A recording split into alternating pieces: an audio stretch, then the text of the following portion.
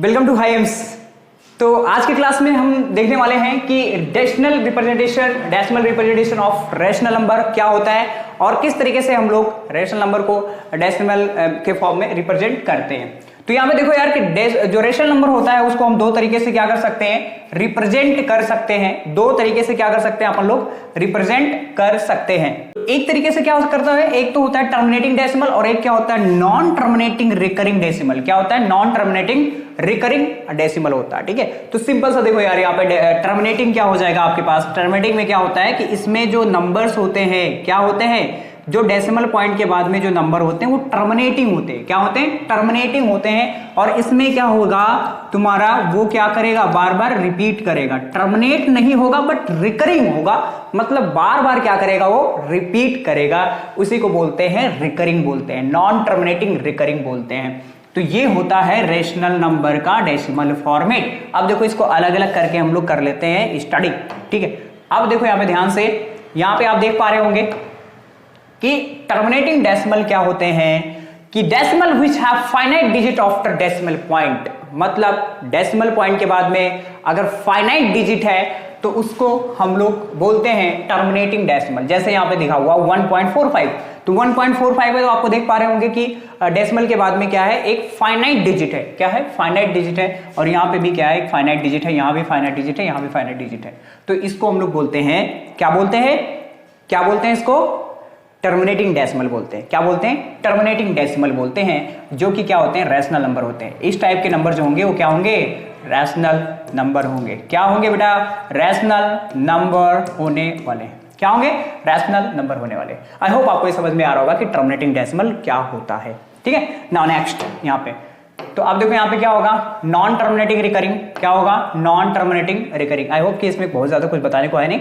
तो यहाँ पे देखो नॉन टर्मिनेटिंग रिकरिंग क्या होगा कि यहाँ पे क्या होगा कि जो डेसिमल पॉइंट होगा उसके बाद में क्या होंगे, इनफाइनाइट नंबर ऑफ डिजिट होंगे। क्या, इनफाइनाइट नंबर ऑफ डिजिट होगा, जिसको हम काउंट नहीं कर पाएंगे। वो क्या करेगा, बार बार रिपीट करेगा। जैसे कि मैं यहाँ पे एग्जांपल दिखाता हूं तुम्हें, 1/3 है जैसे, तो मैं कहूँ कि 1 को आप डिवाइड करके दिखाओ भाई साहब मुझे, आई थिंक 3 से करो। ठीक है, तो यहाँ पे क्या होगा, आप क्या करोगे, टेबल इसका पॉइंट लगाओगे 0, फिर क्या होगा 3, 9 हो जाएगा, यहाँ पे 1, फिर 0 बढ़ाओगे, फिर 3, फिर क्या हो जाएगा 9, फिर 1 आएगा, फिर 0 बढ़ाओगे, फिर 3।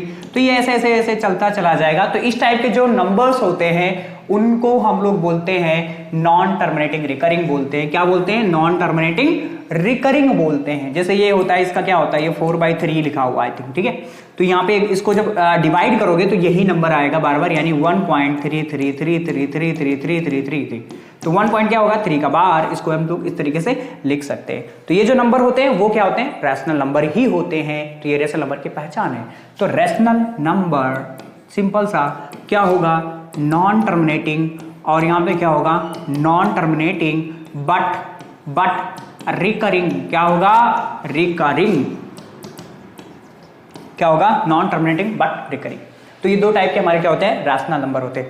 और तीसरा कैटेगरी आता है जो इरेशनल नंबर होते हैं। मतलब कि ये जो पॉइंट है ना तो टर्मिनेट हो, क्या, ना तो टर्मिनेट हो और ना ही रिकरिंग हो, ना तो टर्मिनेट हो और ना ही रिकरिंग हो। तो ऐसे नंबर को हम लोग बोलते हैं इरेशनल नंबर। जैसे मैं यहाँ पे लिखता हूं थोड़ा सा, ठीक है, यहाँ पे देखो ध्यान से देखो, जैसे मैं लिख दूं 1 2 3 4 1 3 7 8 9, ऐसे ऐसे समथिंग लाइक दैट। तो यहाँ पे आप देख पा रहे हो कि ना तो टर्मिनेट कर रहा है और ना ही रिपीट कर रहा है। तो ऐसे नंबर को हम लोग बोलते हैं इरेशनल नंबर। क्या बोलते हैं, इरेशनल नंबर। ठीक है, और बाकी ये दो कैटेगरी जो हमने पढ़ा, टर्मिनेटेड डेसिमल और नॉन टर्मिनेटेड रिकरिंग, वो दोनों किस में आते हैं, रैशनल नंबर में आते हैं। तो आई होप आपको ये जो डिफरेंस है रैशनल और इरेशनल में वो क्लियर होना चाहिए। मच मच मच क्लियर होना चाहिए, बेटर अंडरस्टैंडिंग होना चाहिए यार। अगर आपको बेटर अंडरस्टैंडिंग नहीं है तो फिर आपका पढ़ना बेकार है। तो अंडरस्टैंडिंग बहुत अच्छी होनी चाहिए। ठीक, तो कंफ्यूज तो नहीं होंगे ना, रैशनल और इरेशनल में कंफ्यूजन तो नहीं होगा ना, नहीं होना चाहिए। ठीक है, आपको पता होना चाहिए रैशनल में क्या होगा, नॉन टर्मिनेटिंग बट रिकरिंग होगा, और इरेशनल में क्या होगा कि वो नॉन टर्मिनेटिंग होगा। क्या होगा, नॉन टर्मिनेटिंग नॉन रिकरिंग होगा, मतलब नॉन टर्मिनेटिंग बट हाँ समझ गए ना तो रिपीट करेगा और ना ही टर्मिनेट करेगा। ओके चलें नेक्स्ट आगे बढ़े। नेक्स्ट यहाँ पे देखो एक प्यारा सा खूबसूरत सा एक कॉन्सेप्ट दिया हुआ है जो आपसे कुछ कह रहा है, कुछ बातें कर रहा है आपसे, ठीक है। तो हम लोग भी बातें कर लेते हैं, इसकी बातें सुन लेते हैं कि कहना क्या चाह रहा है और फिर उसी के ऊपर हम लोग इसको कहीं ना कहीं अप्लाई करेंगे, ठीक है। इसकी जो बातें हैं यहाँ पे ध्यान से देखो यहाँ पे। तो यहाँ पे कह रहा है बेटा कि जो p है ना वो एक प्राइम नंबर है और if p divides a square, ये गलती कर दिया है जो भी यहाँ पे हमारा जो एडिटर है वो टाइपराइटर वो गलत कर रहा है, यहाँ पे a2 नहीं है, ये a स्क्वायर है। क्या ये a स्क्वायर है, ठीक है। तो ध्यान से देखना, ये कह रहा है कि p डिवाइड, अगर p जो है a स्क्वायर को क्या कर रहा है, डिवाइड कर रहा है, तो इनका कहने का मतलब है कि अगर p जो है a स्क्वायर को डिवाइड कर रहा है तो जो p है वो a को भी डिवाइड करेगा, ऐसा ये भाई साहब कह रहे हैं आपसे, ठीक है। क्या कह रहे हैं कि अगर a स्क्वायर को p डिवाइड कर रहा है तो वो a को भी डिवाइड करेगा। समझ रहे हो, बहुत ही आसान है। देखो एक एग्जांपल से समझाता हूं, देखो यहाँ पे बहुत ही एक एग्जांपल से समझाता हूं। जैसे मान लो मैंने यहाँ पे लिख लिया 100 डिवाइड बाई 2, ओके। 100 को क्या लिख सकते हैं, 10 का स्क्वायर बाई 2, अरे बोलो ना यार। तो ये 2 जो है 100 को डिवाइड कर रहा यानी a स्क्वायर को डिवाइड कर रहा है, तो ध्यान से देखना यहाँ पे ये क्या हो जाएगा, 10 को भी डिवाइड करेगा, ये कह रहा है, ठीक है। तो अगर p जो है a स्क्वायर को डिवाइड कर रहा है तो वो a को भी डिवाइड करेगा। इतना सा बात है, सिंपल सा बात है। इसको नोट कर लो अच्छे से, नोट डाल के नोट कर लेना, प्यारा सा ऐसे हाईलाइट बना के पॉइंट लगा के नोट कर लेना, काम आएगा आगे जब हम लोग इरेशनैलिटी प्रूफ करने वाले होंगे, ठीक है। चलें बढ़े आगे, लिख लिया ना इसको, ठीक है, लिख लिया इसको तो अच्छे से आगे बढ़ते हैं हम लोग, ठीक है। मिटा देता हूं इसको, चलें जी। ना okay, very important, very very very very very important. यहाँ पे ध्यान से देखोगे, ये जो क्वेश्चन है वो पूछा जाता है आपके एग्जाम में, और इसको ध्यान से पढ़ेंगे आप लोग, प्यार से पढ़ेंगे, मोहब्बत से पढ़ेंगे, ठीक है। और पूरा इसका कॉन्सेप्ट जो है अच्छे से क्लियर करके जाएंगे। अब देखो ध्यान से देखो, यहाँ पे कह रहा है कि जो √2 है ना उसको हमें प्रूफ करना है इरेशनल नंबर। क्या प्रूफ करना है, इरेशनल नंबर। तो मैं आपको बता देता हूं कि ये कुछ ऐसे ही है, √2 को दुनिया जानता है कि इरेशनल नंबर होता है, लेकिन जबरदस्ती आपसे प्रूफ करवा रहा है। क्या करवा रहा है, आपसे जबरदस्ती प्रूफ करवाना चाह रहा है। तो ध्यान से देखो, कुछ ये ऐसा ही है, जैसे मैं कह दूं, जैसे आप देख रहे हो वीडियो, तो अगर मैं आपसे कहता हूं कि आप लड़के हो, मैं एज्यूम करके चलता हूं कि कोई लड़का ये वीडियो देख रहा है, ठीक है, तो मैं कहूं कि आप प्रूफ करो कि आप लड़के हो, तो मैं क्या करूंगा कि मैं एज्यूम कर लूंगा कि आप एक लड़की हो, ठीक है, जबरदस्ती मान लूंगा कि आप एक लड़की हो, ठीक है। फिर मैं आपके अंदर लड़की की प्रॉपर्टी प्रूफ करने की कोशिश करूंगा, लेकिन वो एट द लास्ट क्या हो जाएगा, गलत हो जाएगा। क्या हो जाएगा, गलत हो जाएगा, क्योंकि आप लड़के हो, लड़की की प्रॉपर्टी आपके अंदर हो ही नहीं सकता। तो मैं लास्ट में क्या कह दूंगा कि ये देखो, ये जो हमने माना था वो कॉन्ट्राडिक्ट हो गया, और ये जो है लड़का नहीं, ये जो लड़की नहीं ये लड़का है, तो हेंस प्रूफ हो जाएगा। तो कुछ ऐसे ही है यार ये, ठीक है, सिंपल सा। तो यहाँ पे ध्यान से देखो, √2 को अपन लोग क्या करने वाले हैं, इरेशनल नंबर प्रूफ करने वाले हैं, ठीक है। तो क्या कर लेंगे हम लोग, लेट अस एज्यूम कर लेंगे, let us assume that √2 is a rational number, okay.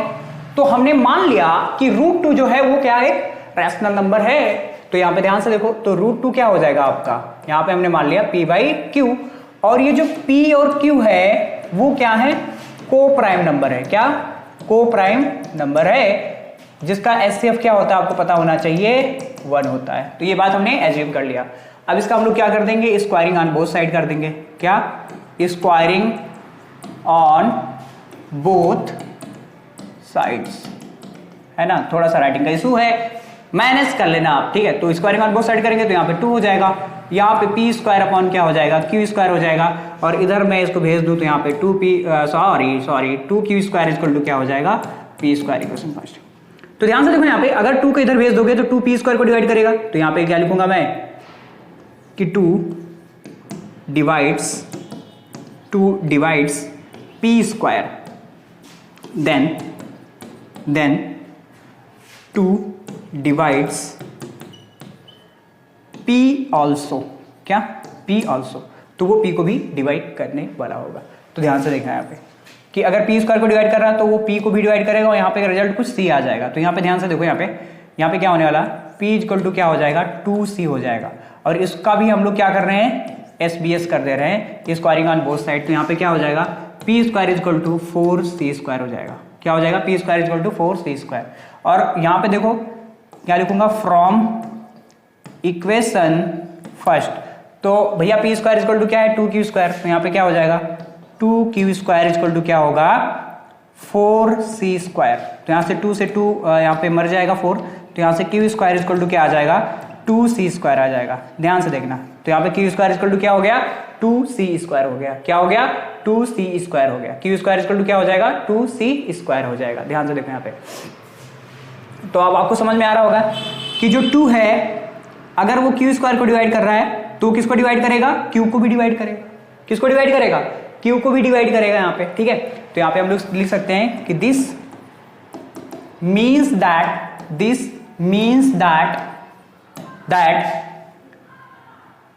2 divides q square then 2 divides q also. ठीक है। तो अब यहां पे देख पा रहे होंगे कि यहां पे क्या है 2 एज अ कॉमन फैक्टर। ठीक, कॉमन फैक्टर मतलब क्या। अब देखो हमने माना था कि एचसीएफ क्या होना चाहिए 1 होना चाहिए। और कॉमन फैक्टर अगर 2 है तो एचसीएफ भी क्या होगा 2 होगा। क्या होगा एचसीएफ भी 2 होगा। ध्यान से समझना एचसीएफ भी क्या होगा 2 होगा। जबकि एचसीएफ 2 नहीं हो सकता है। यानी p और q जो है को प्राइम माना वो को प्राइम है ही नहीं। यानी जो हमने माना तो वो क्या हो गया यहाँ पे दिस इज कॉन्ट्राडिक्ट्स। क्या कॉन्ट्राडिक्ट्स। ठीक है। This is contradicts. ओके। तो ये क्या हो गया कॉन्ट्राडिक्ट्स हो गया। तो हम लोग यहां से क्या कर सकते हैं दिस इज कॉन्ट्राडिक्ट्स और अजम्पशन। ठीक है। और अजम्पशन। ठीक है। अपना अजम्पशन जो है वो कॉन्ट्राडिक्ट हो गया। तो यहां से हम लोग कह देंगे कि जो √2 है वो क्या है इज अ रैशनल नंबर। ठीक है भाई। तो ये चीज हमें क्या करना था प्रूफ करना था। तो ये क्या हो गया हैंस प्रूव्ड हो गया। क्या हो गया हैंस प्रूव्ड हो गया। समझ रहे हो। तो ये बात हमें क्या करना था प्रूफ करना था। तो ये कुछ इस तरीके से हम लोग क्या करते हैं यार इस वाले क्वेश्चन को प्रूफ करते हैं। तो ऐसे ही प्रूफ करते हैं यार, थोड़ा सा समझ लेना। ठीक है इसको अच्छे से। तो इसको नोट कर लो अच्छे से, फिर देखते हैं इसके ऊपर और भी क्वेश्चंस देखते हैं हम लोग। ठीक है। अब देखो यहाँ पे एक और क्वेश्चन दिया हुआ है कि 5 - √3 को हमें क्या प्रूफ करना है इरेशनल नंबर को प्रूफ करना है। तो देखो इस तरीके का हम फिर से कर लेंगे। तो क्या लिखेंगे यहाँ पे लेट अस 5 - √3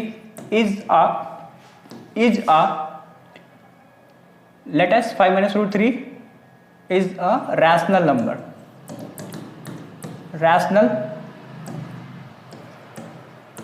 नंबर। ठीक है। ये हमने क्या कर लिया एज्यूम कर लिया। तो क्या हो जाएगा यहाँ पे 5 - √3 इक्वल टू क्या हो जाएगा p/q। वही p/q को प्राइम एचसीएफ वही सारी चीजें हो जाएगा यहाँ पे। तो यहाँ पे हमने क्या कर दिया क्रॉस मल्टीप्लाई कर दिया। तो यहाँ पे क्या हो जाएगा 5q - √3q इक्वल टू क्या हो जाएगा p हो जाएगा। p को इधर ले आओ तो क्या हो जाएगा 5q - p इक्वल टू क्या हो जाएगा √3q हो जाएगा। तो q को इधर ले आओ तो क्या हो जाएगा 5q - p अपॉन में क्या हो जाएगा q इक्वल टू क्या हो जाएगा √3। तो ध्यान से देखना q और p क्या हमारे पास रैशनल नंबर है। p और q क्या हमारे पास रैशनल नंबर है। और रैशनल माइनस रैशनल क्या होता है रैशनल आता है ऑलवेज। मतलब अगर रैशनल नंबर में से अगर आप रैशनल माइनस करोगे तो क्या आएगा हमेशा रैशनल ही आता है। ठीक है। तो यहाँ पे रैशनल आएगा और रैशनल से डिवाइड करोगे तो क्या आएगा रैशनल ही आएगा। ठीक है। तो ये जो पूरा वैल्यू है वो क्या है रैशनल है। क्या है भैया रैशनल है। बताओ। और ये जो पूरा वैल्यू है √3 क्या होता है वो इरेशनल होता है। क्या होता है वो इरेशनल होता है। अरे ऐसा नो। ठीक है। तो आप मुझे बताओ क्या कभी रैशनल बराबर हो सकता है क्या इरेशनल के। कभी नहीं हो सकता। ठीक है। कभी नहीं बराबर हो सकता। तो हम लोग क्या लिखेंगे कि दिस इज कॉन्ट्राडिक्ट्स। क्या कॉन्ट्राडिक्ट्स और अजम्पशन। क्या अजम्पशन। ठीक है। तो यहां से लिखेंगे कि जो हमारे पास क्या हो जाएगा 5 - √3 इज अ क्या इरेशनल ठीक है। क्या हो जाएगा इरेशनल 5 - तो ये क्या होगा हैंस प्रूव्ड। ठीक है। यार पिछले वाले में शायद मैंने यहाँ पे रैशनल लिख दिया था तो उसको आप सुधार कर लिखना वो इरेशनल लिखेंगे। ठीक है। क्या लिखेंगे, इरेशनल लिखेंगे। ठीक है, तो ये चीज हमें क्या करना था, प्रूव करना था। तो आई होप आपको ये समझ में आया होगा, तो इसको अच्छे से नोट कर लो। फिर हम लोग देखते हैं, कुछ प्रैक्टिस क्वेश्चन देख लेते हैं, उसके बाद में इस क्लास को यहीं पे वाइंड अप करेंगे। ठीक है, तो अब आपके लिए मैं यहाँ पे कुछ प्रैक्टिस क्वेश्चन लगा दिया हूं, तो इसको आप अच्छे से कर लेना यार। तो यहाँ पे देखो क्या पहले क्वेश्चन में √3 को प्रूफ करना है, √5 को प्रूफ करना है। आज इट इज बिल्कुल सिमिलर होगा जैसे पिछला वाला हमने किया है, एक क्वेश्चन कर लिया। तो एक क्वेश्चन को अच्छे से समझ लो, बाकी ऐसे ही क्वेश्चन होते हैं, आप आसानी से कर पाओगे। बहुत ही टफ क्वेश्चन वहां पे नहीं आने वाला है। जब मैं PYQ करवाऊंगा तो आपको मजा आएगा वहां पे। ठीक है, 3 + 2√5 √2 + √3 इस सबको हम लोग क्या करेंगे, आसानी से प्रूफ कर लेंगे कि ये इरेशनल नंबर है। वैसे ही करेंगे जैसे पहले लेट कर लेंगे कि ये सारे क्या है, रेशनल है, और फिर लास्ट में कॉन्ट्राडिक्ट हो जाएगा और फिर ये प्रूफ हो जाएगा कि इरेशनल नंबर है। ठीक है, तो इसको आप ट्राई करो अच्छे से और अच्छे से पढ़ाई करते रहो। नेक्स्ट जो वीडियो होगा वो हम लोग एक्सरसाइज को डिस्कस कर रहे होंगे NCERT के 1.1 1.2 जो भी एक्सरसाइज है आपके चैप्टर में, आपके बुक में, उसको हम लोग यहाँ पे डिस्कस कर रहे होंगे। तो आई होप आपको ये सारा जो कॉन्सेप्ट है वो समझ में आ रहा है। तो मैं मिलता हूं आपसे नेक्स्ट क्लास में, तब तक के लिए आप पढ़ाई करते रहिए। All the very best.